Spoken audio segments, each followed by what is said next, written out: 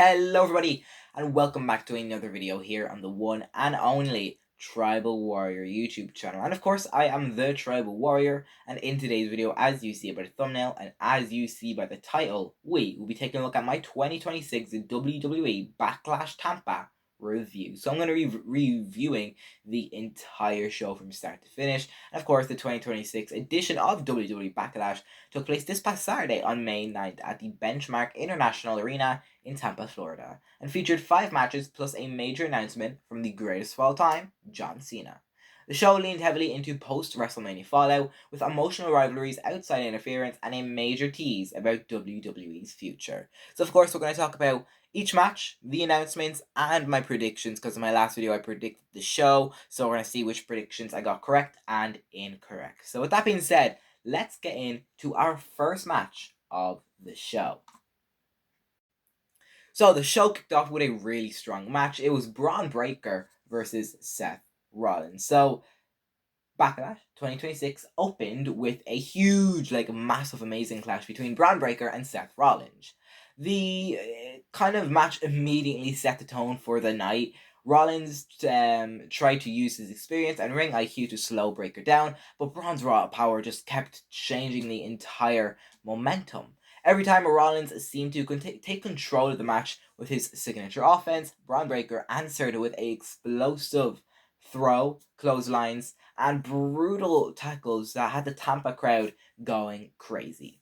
As the match went on, as you kind of would guess, outside distractions became a major factor. We talked about this in our predictions video. We mentioned that there was most likely going to be outside interference, and we did get that. Paul Heyman, Austin Theory, and Logan Paul at ringside created just enough chaos for Braun Breaker to capitalize.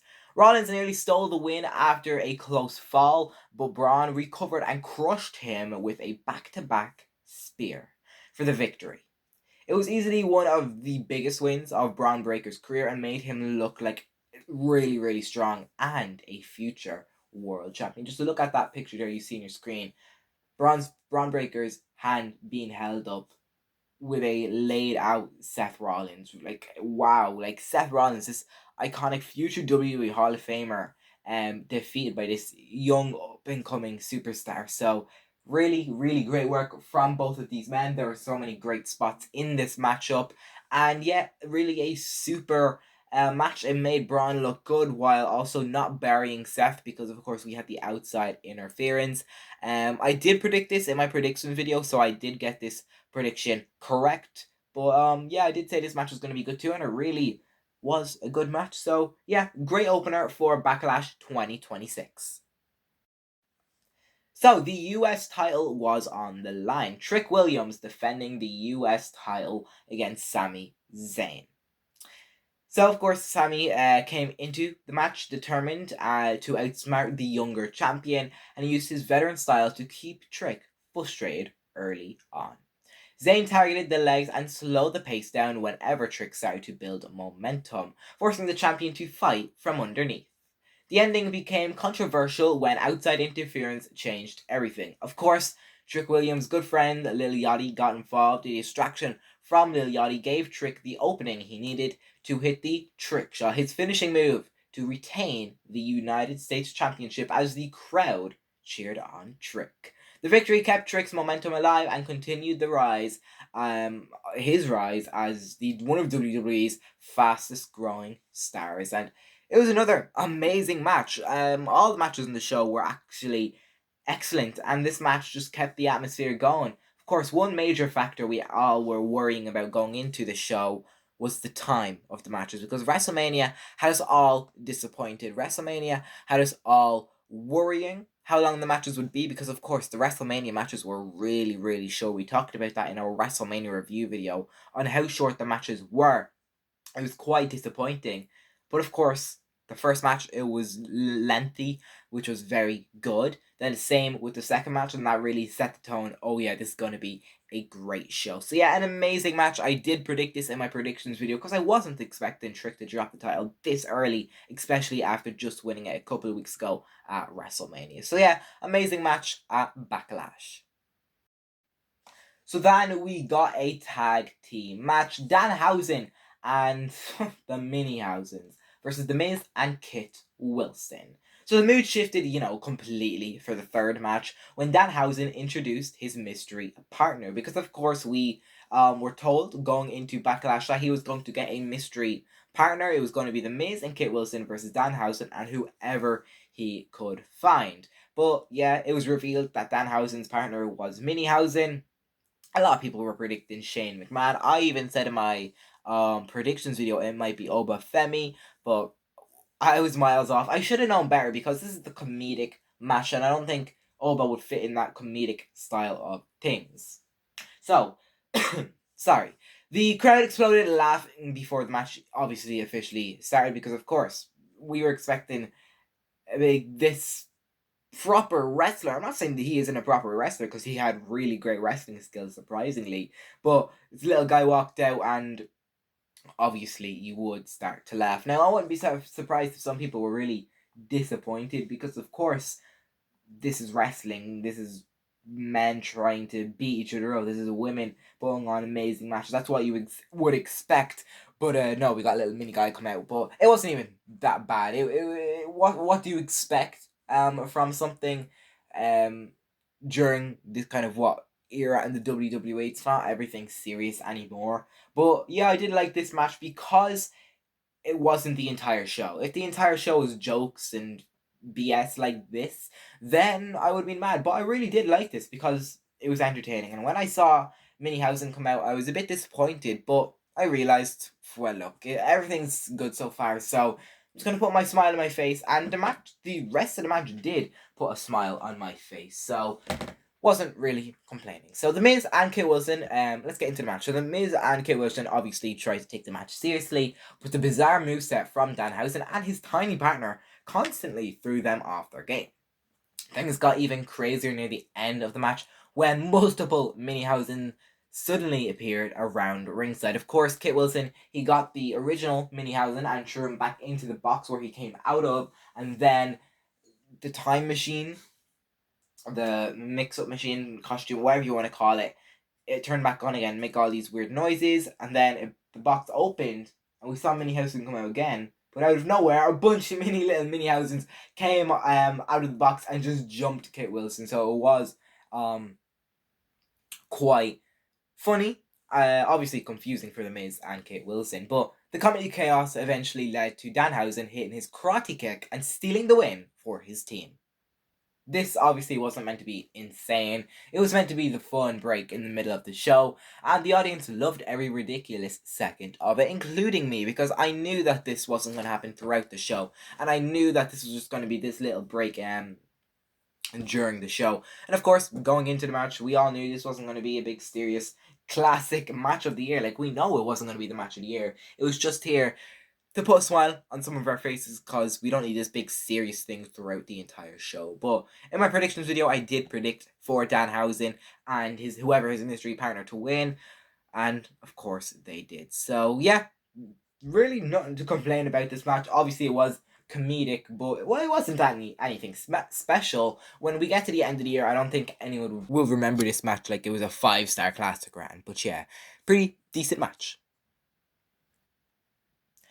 So, the next bit of talking we're going to do isn't actually in terms of wrestling matches. This was a little announcement that came up, not too major. It would be major to some people, but I wouldn't find major interest in it. However, I do watch AAA quite often, but I won't be making videos on it every week. But speaking of AAA, this is AAA news. So during the broadcast, they announced that the first ever 2-night Triple Mania, which is basically the WrestleMania of AAA, will take place in September this year. So in a couple of months' time, Triple Mania 34, or I think it's 34 in Spanish. Yeah, it will take place on Friday and Sunday. Night 1 is on Friday, night 2 is on Sunday. I don't get why you can't do it on Saturday and Sunday, because if you want people to watch this, Friday is SmackDown and AAA. So I don't know, but yeah, just thought I would mention that because I guess some people would find interest in it. First ever 2-night Triple Mania, September 2026. So next was our only women's match of the night. It was Io Sky versus Asuka. Of course, Io Sky and Asuka delivered what many people considered the best pure wrestling match of the night. The match had a strong emotional feeling because of the respect and history between the two competitors. Both women countered each other constantly, and neither could gain a clear advantage for long. Of course, every strike, submission, and near fall had the crowd fully invested. The final moments of the match were especially dramatic because after surviving several dangerous attacks from Asuka, Io Sky managed to connect her over the moonsault to earn a clean victory. Now, after the match obviously was the main talking point because instead of continuing the rivalry after the bell, the two shared a respectful embrace in the ring. Of course, Asuka, she started to cry and tear up. It ended up like being one of the most emotional moments of the entire event, as many people are speculating this was Asuka's retirement match, or even that Asuka will be leaving the WWE soon. Obviously, Asuka is a legend, and if she is leaving, thank you, Asuka, on an amazing career. Three-time Raw Women's Champion, one-time SmackDown Champion, five-time Tag Team Champion, the longest reigning women's NXT Champion, I think, at 523 days. And of course, Elimination Chamber, Money in the Bank, and Royal Rumble winner, an absolute legend. It was a great match. I did predict Io to win. I got that prediction correct, but I did not think this will be Asuka's last match. Hopefully, it isn't because she has such a historic career, and I do think she can go for longer. But once again, reinforce it. If this is Asuka's final match or final appearance in the WWE, thank you, Asuka, on an amazing career. So after Io Sky finished her match with Asuka, John Cena came out to a massive ovation from the Tampa crowd. Of course, it was announced that John Cena would be live in Tampa for BackLash with a major announcement. Fans loudly chanted for Cena while he talked about his WWE legacy and desire to help build the next generation of stars. The atmosphere felt emotional from the moment he grabbed the microphone. Cena then officially announced the creation of the John Cena Classic, a brand new WWE tournament that will include talent from both Raw, SmackDown, and of course NXT. He explained that fans would also have opportunities to influence parts of the tournament. Cena also revealed that the tournament winner would earn the John Cena Classic Championship, making it one of WWE's, biggest future attractions. So of course it is a bit confusing because we don't know the full details. I think you can still win if you don't win, if that makes sense, which obviously doesn't really make sense. What I'm basically gonna do, what we know so far. This is what we know so far. So there's gonna be a new championship. It's gonna be main roster stars, as in Raw and SmackDown, versus the future NXT stars. Fans are also in charge of voting for the champion. However, the losers of the matches can still become champion through fan voting. So, of course, if the losers put on a great performance, we can say, oh, yeah, they're amazing. They deserve this championship, even if they do lose. Because, for example, you could have an amazing, amazing 5-star match, but it's only the one guy working the entire match, and then the other guy just wins by a roll up, and that's all he done all match, where the other guy had an amazing showing. So, actually, speaking of guy, I don't know if this is guys and girls or just girls. I think it's going to be guys, but I would love to see some girls involved as well. It would be amazing, but I really don't know what else to add in this. Let me know your thoughts and opinions down below. What do you think is going to happen? And let me know some of your main roster superstars versus NXT superstar dream matches. I might make a video on that as well, but let's skip things over to the main event. So, of course, the main event featured Roman Reigns defending the World Heavyweight Championship against his own family member, Jacob Fatu, in a brutal battle.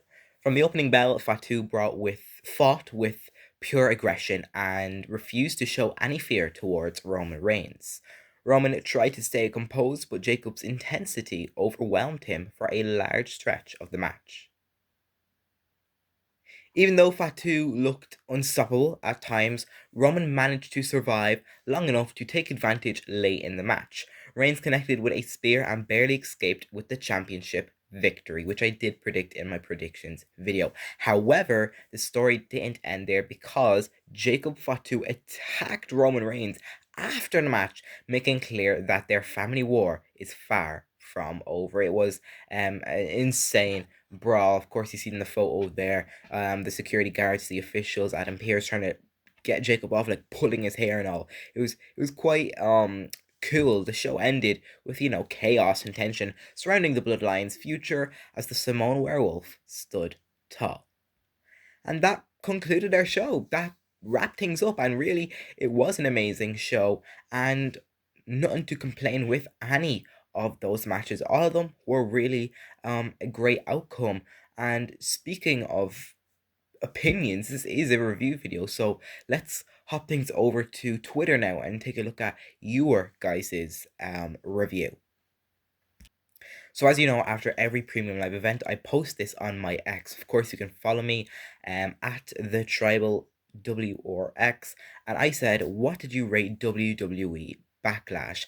You could have voted is from 0 to 4 out of 10, 5 to 7 out of 10, 8 to 9 out of 10, or an absolute 10 out of 10 PLE of the year. And every single one of you guys, everyone that voted in said it's a 8 or 9 out of 10. A full 100% of you guys said it was a 8 to 9 out of 10. That basically means this was an amazing show. And if I had to give you my official rating, I'm going to say this was a 9 out of 10 PLE. This was a really, really strong, amazing, great PLE, and there was nothing to hate on.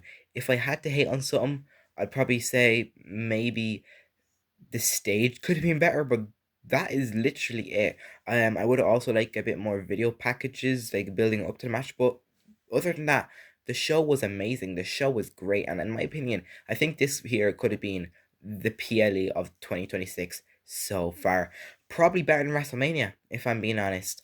And also in my WrestleMania Night 2 review, I said that my official rating was a 9 out of 10, and I thought that back, and I really don't agree with a 9 out of 10 because that almost made it a PLE of the year nominee, and I just don't think it stands in that position. So if I'm going to go back on my word, which I am, I'm going to say that night 2 show was an 8 and the night 1 was a 7.5, but this one here maxes the rating. This is a 9 out of 10 from me, and it was a really great show, and that's all I've got to say.